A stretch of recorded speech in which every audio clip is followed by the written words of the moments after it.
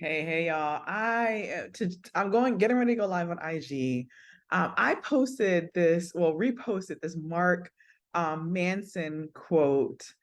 Learning more is a smart person's favorite way to procrastinate. I posted it last week, and the comments have been absolutely insane. And so I'm going to chat about it, right? We're going to go live and have a conversation about that because it really hurts some people's feelings. People are just like, I feel attacked. I feel like all the things. And so I want to have a conversation about it. So, all right, I'm going to go live and we are going to chat because I want to share some ways in which that shows up to be very true. And then some things that you can combat and how to combat that. And so that that doesn't stop you, but you incorporate learning as a part of the process, but you prioritize implementation. Because if we are not careful, we can easily educate ourselves out of our dream. Moreover, we'll think that the research, right, and the continuous cycle of thinking that we need to learn more is actual forward momentum. Sometimes it is, but a lot of times it's not. And it is a very secretive, right, kind of manipulative form of procrastination. And so we got to talk about this because no matter if you're an entrepreneur, career professional, any of that, we all experience that. And so Mark Manson, awesome author, used to run this dope newsletter way back in the day, had this quote, right? Learning more is a smart person's favorite way to procrastinate. And I think it was interesting and it pushed a lot of buttons because we oftentimes don't associate procrastination with smart people. We think that people that procrastinate are wasting time, thus they don't fully understand the value of their time and information, all those things. And like, no, smart people, very accomplished people also procrastinate, and their procrastination shows up a little bit different. Um, and so what I deem that is continuous learning as procrastination, which literally CLAP is the acronym for that. I thought that was funny within itself, right? So causes for CLAP, continuous learning as procrastination. And there's really kind of seven, right? And so fear of failure, perfectionism, fear of judgment, overwhelm, lack of self-confidence, avoidance of responsibility. And then it also feels good to learn, which is also a trap, right? And so there is the continuous learning as procrastination, CLAP, and then there are the traps. And so I'm going to take y'all through some of the traps around this, right? And so there's seven, and we'll go through all seven in like 30 minutes. And so fear of failure, perfectionism. I'm reading through my notes, y'all. Fear of judgment, overwhelm, lack of self-confidence, avoidance of responsibility, and then it also just feels good. And so fear of failure, I think, is kind of like we know this one, right? And so diving into a new task or project often brings with a risk of failure.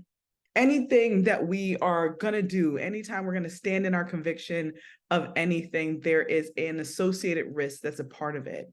And so some of us are so risk averse, right? We're so terrified of risk that it feels very safe and comfortable just to continuously learn. So one can maintain, listen to this, one can maintain the illusion of progress without confronting this fear that they have of doing this thing, right? And y'all know, or the outcome or whatever they want to do as a result of learning, right? And so when we pick up a book, it's not just like, oh my God, I want to waste time or I want to take up time. You're reading it because you are expecting some sort of intended outcome as a result of that. You want to do something with that. Well, I hope you want to do something with that information, but by doing something with that information, there's an outcome, there's a process, there's a follow-up that happens as a result of that. And you got to be committed to the other parts of the process too, not just the initial part of the process, right? Once I have this information, it doesn't serve me that well. It serves me temporarily, but like who else is it supposed to serve as a result of me acquiring this knowledge, right? Like there's acquisition of knowledge, and then there's like what you're going to actually do with the knowledge, so it turns into an asset for you. And so the number one part of CLAP, continuous learning as procrastination, is fear of failure. Diving into a new task or project brings with it an associated level of risk of failure, right? Like you may learn this new skill set, you may learn this new tool set, and you might now have a mindset shift, but is it a mindset shift that carries you over into getting past whatever risk is associated with doing this new thing? And in turn, when we take on and listen to new information or acquire new information, then we become a different person as a result of that. We are a different person than we were 3 chapters ago when we just picked up the book. We are a different person, before we purchased the book. And yes, those are small processes in it, but once you receive the information, what do you want to do with it? And are you willing to take the risk that is involved of putting that thing out there as a result of acquiring this new information with whatever you want to do? Y'all understand what I'm saying, right? And so this part of like, one can maintain the illusion of progress. Sometimes it feels like if we just keep buying the books over and over and over again, something is going to click. And I remember I started my first business in college at Lynn University. I had 2 mentors, Nathan Burrell and James Amps. And I was that person. I was just like, I didn't really care for books in high school, I will be very honest. And then I just built up an insatiable appetite for reading once I got into college. So I would pick up and read like some of everything. And I remember Nate pulled me down, sat me down one day because I built like a college educational consulting company. Sounded much more sophisticated than it really was. I was just doing college prep, like workshops, and like nonprofits and schools would pay me because I had won a bunch of scholarship money as a C student, right? And so Nathan Burrell sat me down one day and he was just like, Felicia, you keep reading these books as if it's going to give you the GPS coordinates of every single thing that you need to do to launch and grow this business. And it's not, because you're doing something, one, you have never done before. And then 2, no one that you know or any of the books of reading have ever done before. And so, yes, you can piecemeal the information that you need, but like someone just said it, who's that, mind optimization? You've entered this like analysis paralysis. You're not moving forward. You're not trying the ideas in these books because you think that you will eventually find the perfect book that will give you the exact GPS coordinates of your start and your finish. And it don't work that way. And that was something that he told me, I think my sophomore year of college, Nathan Burrell, which was really helpful, right? And so that was me maintaining the illusion of progress without actually confronting the fear of just starting the thing, getting to the no's so that I can eventually get to the yeses. I thought that there was going to be GPS coordinates in one of the books. I thought I just kept picking up the wrong book, right? And some of us go through that. Perfectionism. The big P word, perfectionism. Some people feel they need to know every single thing about a topic before they can take action. And so let me know in the comment if that is you, right? Of all the 7, and I'm going to go through the 7, if that's the one that keeps creeping up for you. If like continuous learning is a form of procrastination for you. And some people are very self-aware and they realize that, and other people don't, right? And so some people feel that they need to know every single thing about a topic before they can take an action. This never-ending, which is a never-ending quest for complete knowledge, can prevent them from ever starting. Y'all, most professions are called a practice for a reason, especially some of the highest respected professions that we all hold in really high regard. The medical industry, the legal industry, right? It's not a final thing, it is a practice. They know that they don't know everything and they're continuing to practice, right? They go to law school, they study, they pass the bar, then they go to court. And every single time that they show up to court, and I'm gonna chop this up because I'm not a lawyer, right? But like they are practicing what they have learned. They are practicing what they have learned. And so I'm surprised at the fact that like all industries aren't called to practice, because literally all of them are. But 2 of the most highly regarded and really kind of some of the most highly paid ones, right? Legal and the health profession, at the highest level, even at the highest level of mastery, it's still considered a practice. And so what are you practicing every single time you finish a chapter? What are you practicing every single time you finish a book, right? It's setting an intention when you pick up a book is really, really important, right? Like, what do I want to happen for me as a result of reading this book? And getting very specific and granular on what your expectations are so that it releases you from this sense of perfectionism. Hey, after this, the first 6 chapters, I'm going to spend a week implementing. I'm going to spend 2 weeks implementing. I'm going to spend the next 6 months implementing what they told me to do or what I just learned in the first 6 chapters of this book. I'm going to put this into practice. I'm going to put this into practice, right? Most experts, right? Most people that are at a level of mastery within their skill set and in the industries and the companies that they've built in their careers are in this continuous cycle of practicing every single day. Actually, most experts practice more than they actually perform. And that's across the board. That's how they get better, right? And so how do you, one, move past number one, fear of failure, and then number two, perfectionism, of getting off of this never-ending quest for complete knowledge? You will not know everything. And that is a-okay. No one is expecting you to know anything. And I always tell people that when I take them through like the genius framework, like the best geniuses, when you fully step into the zone of your genius, you know that you are a lifelong learner. A part of it being your genius is you have this insatiable desire to continue to learn more. That's part of what makes it your genius. But you also got to recognize that, and you also got to accept that it is a practice. And there's so many resources and tools now that make your practice look damn amazing, right? And so know that, and then be able to release yourself, but you will not know everything. Yeah, you can set the Guinness World Record and do all of these things, but the more that you put it into practice is how you get a level of mastery. And so what you should be looking for is not perfectionism, but a level of mastery in what you're doing. That's much a higher calling, that's tapping into the essence of who you are with the information that you're acquiring, so that there's actual utility as a result of the information that you're acquiring, right? So, all right, number three. Number three is fear of judgment. Fear of judgment. And so taking action often means putting oneself out there, which can be scary if there's a fear of how others will perceive or judge the result. I'm gonna say that one more time because I think all of them are good. And maybe one or two or three or four or five or all seven will apply to you, but there's one that will just kind of tug at you like, oh, right? And so fear of judgment, I think, affects a lot of people, more so than perfectionism, right? And perfectionism and I think fear of judgment are tied hand in hand. But taking action often means putting yourself out there, which can be scary if there's a fear of how others will perceive or judge your results. Whew. Right? And so there's a process I usually take people through when I train them of like naming who your critic is, because there's always like one big one that stops you from doing the thing that you are called to do, stops you from experimenting in the moment where you were just experimenting, right? You're trying to see if throwing this thing up against the wall actually sticks.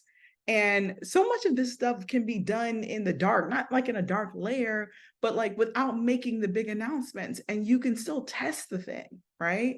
But even in those moments where you don't have an audience and things like that, like there's still that person that creeps up like, man, what is this person gonna say? They don't think I'm like switching my thing again. Yeah, so what? It's your life. They don't pay any of your bills.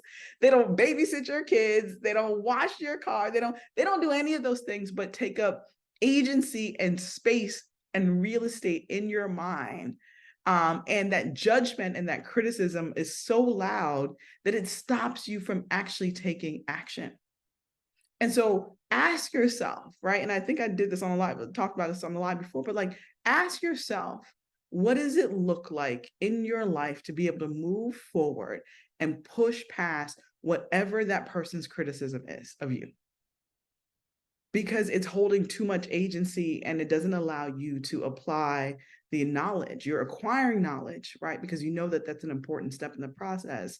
But if you don't have action upon that knowledge, right, there isn't a use and utility of it for yourself and others around you, you don't have the impact, you don't have the income, you don't have the revenue in your business. You just got this person that you keep feeding bigger and bigger and bigger to have much more space and agency and real estate in your heart and in your mind that should not ever be there, right? And so number three is fear of judgment. Number four is overwhelm. And so sometimes the sheer amount of information available can actually be paralyzing. And that's why I said in the bottom of that, in the caption when I posted that Mark Monson quote, I was like, if we are not careful, you can educate yourself out of your dream. And so sometimes the sheer amount of information can be paralyzing. Individuals may feel that they need to consume more and more to make an informed decision, leading to actual inaction. Like, it's just too much information. Like, I'm never going to like acquire everything that I need to learn, right? And so that overwhelm is also tied to perfectionism as at the same time, right? Like, you feel like you're on this never-ending quest to complete knowledge, right? And then you can also be consumed by it. It just feels like it's so much. How do I connect the dots? How do I make sense of it? And I keep in like consuming more and more and more, instead of realizing that like I need to think through this in as lean of a process as possible. Like, how do I get an MVP out of this information, right? A minimal viable product. Let me take the least amount of information that I know and let me test the information. And so it's an iterative process, right? Like, acquire a little bit of information, test the information, and then like get the feedback that you need, and then go acquire only the very specific information that you need in order to make your next best move around this stuff. And so if not, we feel very overwhelmed. I felt like that a few weeks ago. I'm like, all right, I got this mastermind that I paid a ridiculous amount of money for, and I had been like not coming to the Monday sessions. So I'm like trying to catch up on the Monday sessions. And then I had some a ton of work to do, like, and then like I'm also listening to this podcast, and then I'm like traveling, and I felt like I just needed to be uber productive, and I felt just a sheer sense of overwhelm. And so I can either channel that like, oh my God, I got too much to do, or I can say, why do I feel the need to be overwhelmed and consumed by information? What is the sense of urgency that I feel in my mind, in my heart, and in my body? And let me turn off all of that, right? Let me turn off all of that. And so for some people, and this isn't even on my list, some of us need an information detox. Like, maybe spend a week or 2 weeks or 3 weeks not listening to any podcasts, not listening to my lives, right? Not picking up any books, not joining any courses, not having any high level information rich conversations with anyone, because you feel so overwhelmed that it's stopping you from like having any direction moving forward, any forward momentum. And so there's the overwhelm, and there's taking in too much information to the point where it paralyzes you. And y'all know the quote I'm always talking about, right? A chaotic mind will either make poor choices or no choices at all. A chaotic mind will make either poor choices or no choice at all. And so for some of us, it's actually taking a detox of information, right? Just like we do a social media detox, right? Sometimes it's too much information coming at us, and very hard for us to filter through all of it in the speed in which it comes to us. Adults make 40,000 different decisions every single day. 40,000 different decisions on one day, not over the course of a week, in one day. And then we're thinking about all the information that's thrown at us, not just what we choose to consume, but like, look, the news is on in the background. That's information that's coming to us that we have to process. Phone calls, our family obligations, our relationship obligations, our work obligations, and the things that we want to do at leisure and friend, like that's a lot of stuff that we're consuming all at the same time. And we have to be able to filter through all of that. And sometimes that can be just so overwhelming that it stops you from even being able to consume the good stuff that will help you have forward momentum in your business and your career. And so stillness, right, would probably be like this eighth thing, although I'm not even at the seventh thing yet, but maybe like this thing that I'll add in overwhelm is either stillness or choosing like one singular line of focus and not getting your information from absolutely everywhere. My brother did something a few years ago that I thought was fascinating. I have not done it yet. And I don't know if I will ever do 10 days, but my brother Will did a 10-day silent retreat years ago. And I was just like, this is not a diss at my brother, but we joke all the time. I was like, my brother likes to talk. how the heck is he going to be silent for 10 days? And when he came back, he was like, it was one of the best things he had ever done in his life. And he thought that it was going to be hard, and it was actually easier for him and so much freeing for him, right? Than any experience he had ever done. And my brother does like all kind of like meditation. I think he just came back from Burning Man. I still got to unpack that with him. And does like a retreat every year with some of his friends in the mountain, like all of that, right? And so prioritizing like mental health and wellness as a Black man, I think, is really important. But sometimes we have to do the extreme in order to have massive clarity, so that we have the forward momentum and the implementation process that we need. And so sometimes the only way to combat the overwhelm of information is to either just choose one expert that you're listening to, one program or course or book or source of information, because maybe your source of information is the Bible, and that's what you dive deep into on a Sunday. Like whatever it is, maybe just evaluating, well, how many things am I looking at or reading at the same time? Like, I got 3 different audiobooks I'm listening to when I travel. I only do audiobooks when I travel, right? I stopped doing listening to podcasts as much when like the Clubhouse era, because like I just felt like I was getting like audio poisoning. It was just too much, like, y'all get what I'm saying, right? And so being a little bit more structured around how you receive information and making sure that you're not overwhelming yourself because you feel like this unnecessary pressure to accomplish all these things. So you got to acquire all these things so that you can apply. Anyways, let's move on. Number 5, lack of self-confidence. And y'all know I talk about this a lot, right? And so constantly feeling like you're not ready or not good enough can lead to continuous learning without action. And so if y'all just joined me, I deem this clap, right? And so continuous learning as procrastination is also a trap. So clap is a trap in more ways than one, but we ain't going in that direction, right? And so as it relates to reading or as consuming information, and so continuous learning as procrastination.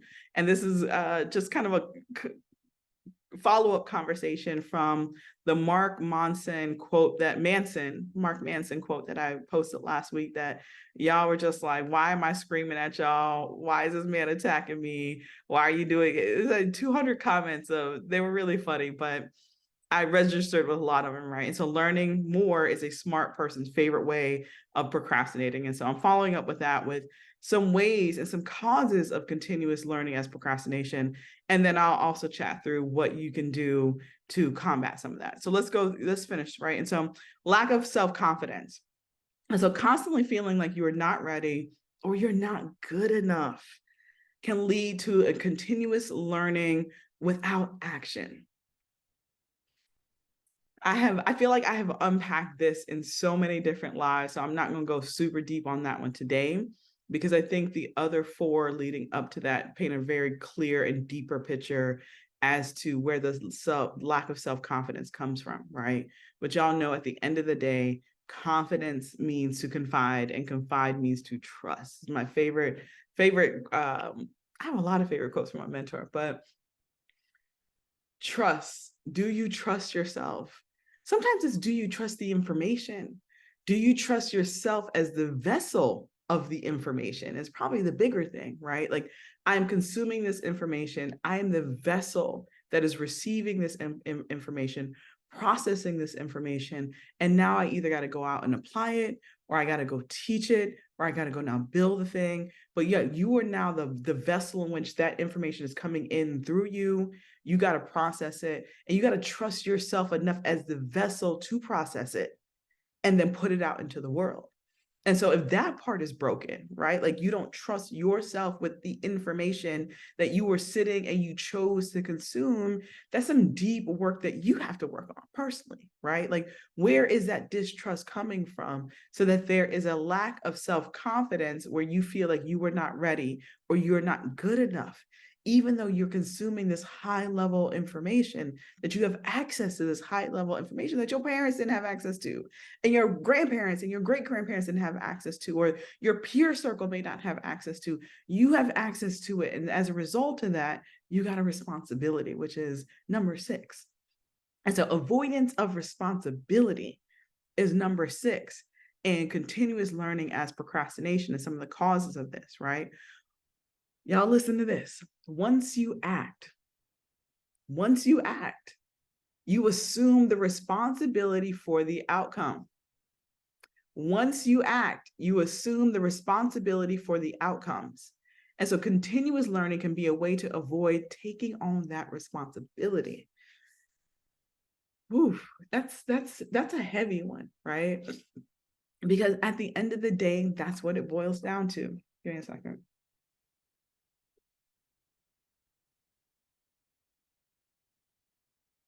Now that I have started the process, I got to do something with the information. And I may not be ready to do something with the information.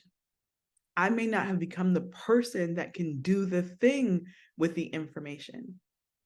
More so if I now tell people like, hey, I'm studying this thing, I am taking this coding program, I am doing this AI class, I am going back to school, I am reading this book, they are now expecting you to be a new, different type of person, different type of thinker, different type of action taker, different type of game changer, different type of like mover and shaker as a result of that.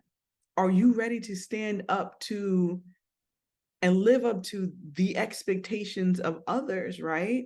And more importantly, the expectation of yourself and the expectation or the person that you need to become in order to do the thing that happens as a result of consuming and reading that book.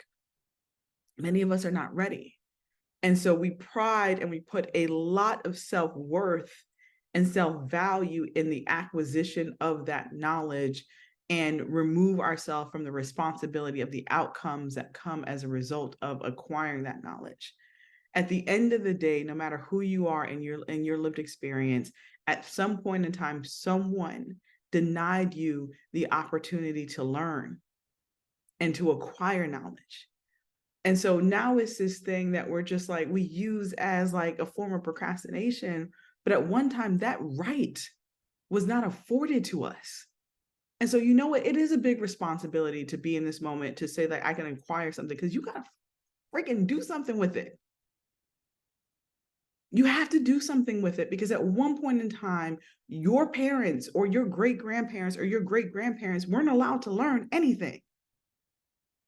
And it was a massive sacrifice in the form of losing their lives or losing a limb or losing something if they were caught trying to learn how to read and write. And you have all the time and resources in the world to read and write, and you reading and writing, you doing that part, but you're not doing shit with the information. That's not okay. That's not okay.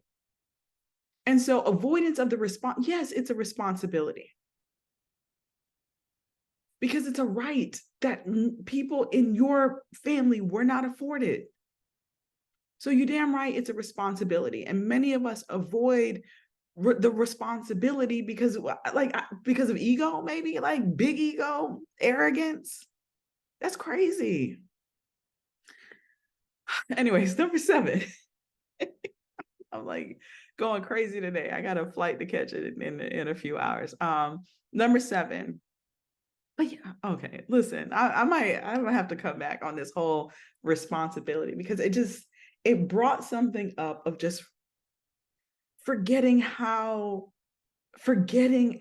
important and valuable it is to learn and be able to do something with, and knowing that there were so many people and laws and lives that were lost, stopping you from learning, stopping you from going to school, getting a quality education. And now you can get that thing with ease and no one has guns and no one's throwing anything at you. And you don't have to be Ruby Bridges. Like you don't have to, any of that. You walk right down to the library, you Google something really quick, you put something in ChatGPT, you can download any audio book. Libraries have free audible, like there's literally no excuse to not learn, but more so to not apply.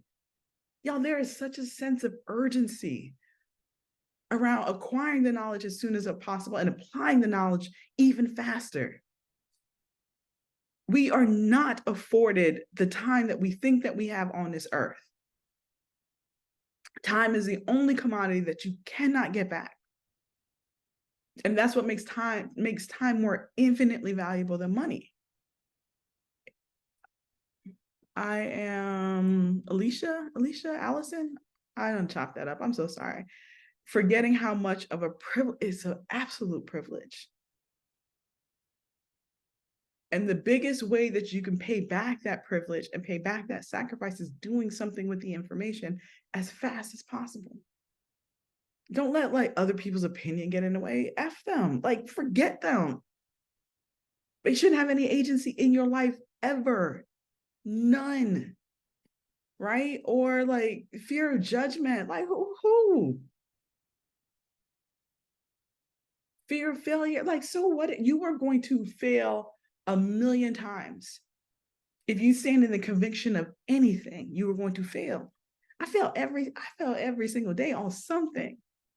And I'm okay with that because you know what? If God affords me to wake up out the bed the next day, that's another opportunity to try and get it right. And I'm okay with that. And you got to be okay with that too, right? My grandmother, who passed away a few years ago, Florence, was one of the smartest people that I knew. And my grandmother had a second grade formal education. She was the oldest out of, I think, six kids. Her mother passed away. My great grandmother passed away when she was in the second grade. In the second grade, she taught herself how to read and write. And my love for handwritten letters comes from my grandmother because she would send me handwritten letters. She had a formal second grade education, one of the smartest women that I read everything. Always wanted me to send her books. Always wanted everyone to send her books or write her a letter. She loved the written language. That's probably why I love communication so much. She wasn't able to go back to school past the second grade. And I think about that all the time because I'm like, I got a kindergartner and a fourth grader. And when my daughter was in second grade, I was just like, Lord have mercy. If I left this earth today, my second grader would not be ready to assume like taking care of 5 other siblings and teaching herself how to read and write. It's a privilege to be in the position that we're in. All right, number 7. It feels good. It feels good to learn. It feels so good to learn. And so learning can be and is such an enjoyable experience. It gives a false sense of progress. This makes it an easy choice when avoiding tasks that are perceived as difficult or uncomfortable. That might be the spiciest one of all 7. It feels good. And so learning can be enjoyable, and it is enjoyable, right? But it gives us a false sense of progress. And so this makes it a very easy choice when avoiding tasks that are perceived as difficult or uncomfortable. Like, oh man, like this feels uncomfortable. Let me just go pick up a book and like let me keep reading instead of just like, no, focus on the task at hand that gives you the forward momentum. Bardot Dreams, my college age son is ear hustling this. It's powerful live. All right, I'll stop cursing. I like cursed twice already. I'm trying to watch that. You know, I'm trying to watch that. So Lori Harris Esquire, I knew that was coming. All right, and so let me go through the 8 ways to combat this really quick, and then I'm going to post my notes on LinkedIn so that y'all have all of these to be able to actually read through when I'm done with the live, and then I'll share this live as well. And so combating continuous learning as procrastination, right? And so being able to set very clear goals. And I went through most of this when I was talking about the other ones, right? And setting clear goals, having action-oriented learning, which is completely different. And a lot of this stuff I learned from my husband, Derek. He's working on a book right now called High Output Reading. I can't wait for that thing to be done. I cannot wait. I'm so excited. Limit information intake, which we talked about, right? Setting timers and very specific deadlines. Accountability, embracing the imperfections, reflecting on what the root cause is, right? Regularly asking yourself why you might be avoiding the action. And a lot of times you just have to check in on yourself. The longest conversation that you have in life is yourself.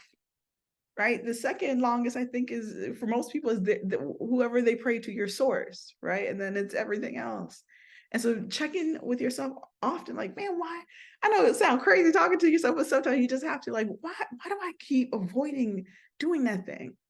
What is the reason, right? Is it overwhelm? Is it fear of judgment? Is it perfectionism? Is it fear of failure? Is it lack of confidence? Is it avoidance of responsibility? I don't want the responsibility of what comes next. I don't want the responsibility of building this thing.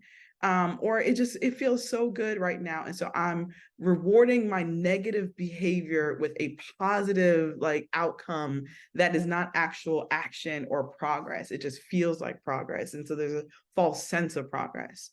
And then the last part I think is really helpful, which maybe, I don't know if I do this in goal setting. I've never done this in reading, but, or acquiring information, is reward taking action. Find some sort of way to reward yourself in taking action, right? When I tell people to set their strategic goals and their intentions for the year, I'm always telling you, like, find some way to celebrate the milestones, because only you and no one else knows how hard and what you had to sacrifice in order to get that level of achievement in whatever goal or intention that you set for the year. And so it's very important to set the milestones and then find some sort of way to celebrate it. Otherwise, you'll be on this continuous cycle of just kind of moving, and you'll look up and you've accomplished things, but then you have lost who you are in the process because you didn't just take the time to breathe. Breathe it in and realize that at some point in your life, where you are right now, you thought was impossible. Absolutely impossible. And you're standing right now in the middle, in the pocket of impossibility. And so we have to reward the actions by setting very clear deadlines and milestones along where you check in on the progress and be like, man, I did that. You know what? Let me take myself out to a dinner. Let me take my team out to dinner. I like being by the water, right? And so, hey, let me like go to the beach for the rest of the day. Let me work for the beach for the rest of the day so I can just look at this thing that helps me feel like a sense of completion and accomplishment, right? A sense of abundance. That's why I love being by the water. I think it's one of the most accurate and present humanly representations of that, of vastness, of abundance. And so I love that, right? I went to the Bahamas this weekend after, like, series of really few big wins. Also, I just needed a break. We needed a break, and it was a long weekend. But also I took that moment to just center myself and say, like, man, there's some really big milestones that we've hit recently, and I have not taken the time to celebrate. And I am going to wrap this experience in celebrating those accomplishments. That wasn't waiting on anyone else to do it, right? And it wasn't even the initial intention of the trip itself, but I could acknowledge that this is only happening as a result of some of these big accomplishments that have happened, and overcoming some massive challenges as a result of getting to those big accomplishments. And so you got to set that. Nobody else can set that. I mean, maybe you got an assistant or something that can set that, but for the most part, no one else can set that but you, right? And so, all right, let me get to these comments because I gotta check out my hotel in like 6 minutes ago, but I'm all right. I got a little bit of time. And so, Tani, hey Tani, why are you putting my business out there, Felicia? This is me. Never celebrate. Please find a moment to celebrate. Please, moments to celebrate.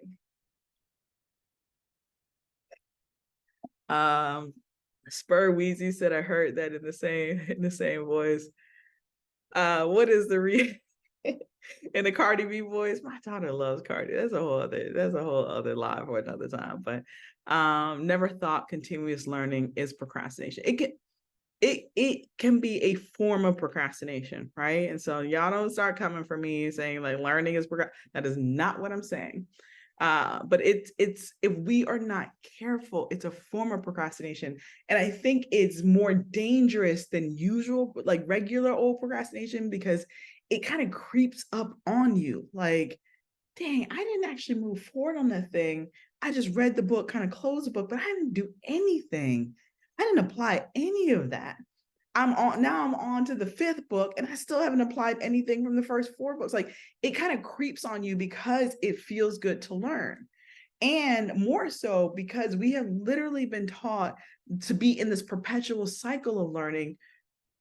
I'm gonna get a little spicy on it because it financially benefits certain people and certain institutions. It is what it is, right? Like I always look at the college mark, I'm like, anyways, what is this 4 to 8 years when it could be like this? And so there's a psychology around that so that we can pay out a lot of money, right? And so if we're not careful, not saying that it's not valuable, but like there is a process in which continuous learning is very profitable for people. And so they'll keep you on that cycle. And if you don't recognize that, you will literally think that like you consuming information is the illusion of progress. And you look up and you're like, I didn't achieve any of my goals, but I read 20 books this year. Right. And so it has to be connected to your goal. It has to be connected to some intentions. It definitely needs to be connected to some timers, some deadlines, and some milestones. And this is not like, I'm not trying to like rain on the parade of learning because that's not what I'm saying here. Right. But what I am saying is if you just be mindful of these cycles and these processes that we put ourselves in, and then we look up and we're further away from our goal than when we first started. We just have to be very mindful and careful of that. And I gave you about 7 or 8 ways in which that creeps up. And so if you're just joining, go back and watch it because we covered some really powerful stuff. And then some people dropped some really great nuggets into the chat as well. Your desire for success should be greater than your fear of failure. Oh, absolutely. And if it's not deeply connected to your why. It may be something very superficial, right? And so forgetting, oh yeah, learning is a privilege. While leveling up requires you to do something you have to do something with the information. There has to be a utility that's a part of that information. It got to flow. It cannot just flow in you and stop. Like it has to flow through you. And that's why I'm like, you are the vessel of that information. And on the vessel, there's one end that comes in, there's a vessel, pipeline, whatever, and it has to come out of you and it has to turn into something, right? All right, this is good. Okay, there was a few comments that I missed. I'm trying to find them. All right, I literally been thinking about this quote all week. Didn't even realize you were the one that posted. It's not my post. It's not my quote. Let me say, I just reposted it because it was so spicy. It also punched me in my face a little bit too. Mark Manson's quote, learning more is a smart person's favorite way of procrastination. And y'all like kind of lit up my DMs of all kind of really funny comments about that. But all right, y'all. What's your brother? King Wallonius is his IG. King Wallonius. And then someone asked about my Instagram, my LinkedIn. I'm literally at Felicia Hatcher on everything because it's easy for me to remember. And so at Felicia Hatcher on LinkedIn, I'll post all the tips later this afternoon when I get on my flight. So true now in a digital world that has an abundance of information overload. Tim Ferriss mentioned that several years ago in the 4-Hour Work Week, information detox. I would have to tell y'all a funny 4-Hour Work Week story one day because I tried to implement that thing when I was working for the Timberwolves, about like outsourcing all your work and then being able to like work from home or something. And my boss was just like, nah, Felicia. And I was just like, there's no other script in this book. And when they say no, he only talks about what happens when your boss says yes, that you can. Anyways, now everybody works from home. So I guess he was, fortuitous and he knew the time was coming 20 years later or something like that. And so, can this be recorded and sent out? These are absolute gems. I am going to save it. And then you can just hit like the little triangle, paper airplane, whatever that thing is, and then be able to share it. And then I am also recording it for my YouTube. And so you'll find it on either or by like tomorrow or this weekend. And then y'all, I'm teaching tomorrow at 11 a.m. Prolific and paid on Zoom. And so if you guys got questions, you want to learn how to be a more prolific speaker or communicator, and then also how to sell your thing better, then definitely join me on Zoom tomorrow. The link is in my bio. It's from 11 a.m. to 12 p.m. Eastern time. And so if you want to keep this train moving together and then be able to ask some questions and things like that, and then go through my masterclass, which is free, you just have to RSVP. And then the registration for that closes tonight. And so I'm not going to take registrations tomorrow for it because I just want to know how many people are going to be in it and be prepared to just kind of deliver some really dope content. So I taught that masterclass last month. There's some new stuff that I'm adding, some new really dope ninja moves around some of this stuff. And so you definitely want to check that out. All right, last question, because I need to get out of this hotel room. There may be granular changes, but sometimes it's hard to acknowledge it because of the focus we put on the finish line. You're right. You're absolutely right. And so, all right, everyone, I am going to save this and I will see y'all tomorrow for those that are joining me on the Prolific and Paid Masterclass. Talk to y'all later. Bye.